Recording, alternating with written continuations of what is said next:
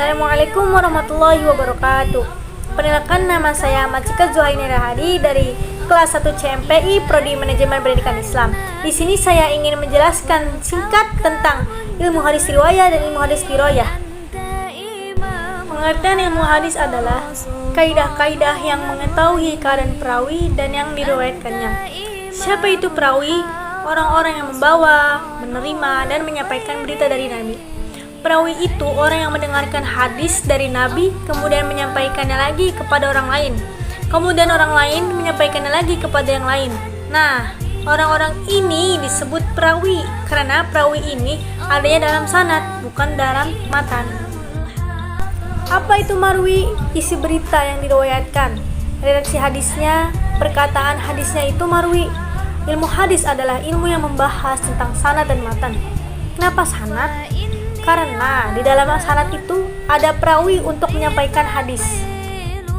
Ilmu hadis ada dua. Yang pertama, hadis riwayah. Yang kedua, hadis diroyah. Hadis riwayah adalah ilmu yang mempelajari tentang segala perkataan Nabi, perbuatan beliau, periwayatannya, batasan-batasannya, ketelitian, segala redaksinya.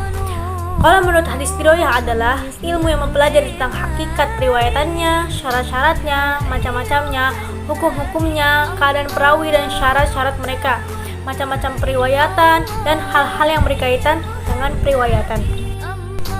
Sejarah perkembangan ilmu hadis riwayah dan ilmu hadis diroyah itu ada 5. Yang pertama, periode Nabi Muhammad SAW. Hadis riwayah adalah larangan menulis hadis khawatir bercampur dengan Al-Quran, larangan dan kebolehan menulis hadis bersifat kondisional. Hadis diroyah adalah telah ada dasar-dasar ilmu hadis, yaitu dalam Quran surat Al-Hujurat ayat 6 dan Al-Baqarah ayat 282. Yang kedua, periode sahabat. Hadis riwayah adalah disebut dengan masa pembatasan periwayatan atau taklil ar-riwayah dengan mensyaratkan sumpah dan saksi bagi orang yang menyampaikan hadis. Akibatnya maraknya hadis palsu akibat konflik politik dan rihlah ilmiah. Hadis diroyah adalah timbul secara lisan periwayatan hadis berupa saksi, bersumpah, dan sanad. Yang ketiga, periode tabi'in. Hadis riwayah adalah hadis ditulis dan dibukukan secara resmi atas perintah Umar bin Abdul Aziz. Tokoh ulama yang melakukannya adalah Ibnu Syihab Az-Zuhur. Model kitab-kitab hadis yang muncul itu seperti kitab Muwatta, Musannaf, Musnad.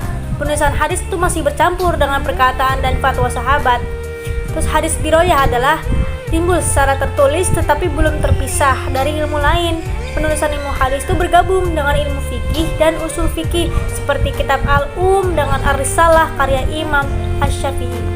Yang keempat, periode tabi-tabiin. Hadis riwayah adalah masa kemasan atau kejayaan kodifikasi hadis. Masa filtrasi penulisan hadis dipisahkan di perkataan dan fatwa sahabat. Masa klasifikasi hadis sahih sudah dipisahkan dari yang tidak sahih. Muncul kutubus sittah, model kitab seperti Jami'. Hadis diroyah adalah telah terpisah dari ilmu-ilmu lain tetapi belum menyatu. Muncul kitab-kitab ilmu hadis seperti At-Thariq, Al-Kabir karya Bukhari, Tabaqat At-Tabi'in karya Muslim, dan lain-lain. Dan yang terakhir, yang kelima, periode setelah tabi-tabi'in. Hadis riwayah adalah penulisan hadis lebih sistematik. Muncul kitab-kitab seperti kitab Mustadrak, Syarah, Ikhtisar, dan lain-lain. Hadis diroyah adalah berdiri sendiri sebagai ilmu hadis. Kitab ilmu hadis pertama Al-Muhaddits Al-Fasil Baina Ar-Rawi wa Al-Wa'i Rahamurmuzi. Sekian penjelasan singkat dari saya tentang ilmu hadis riwayah dan ilmu hadis diroyah.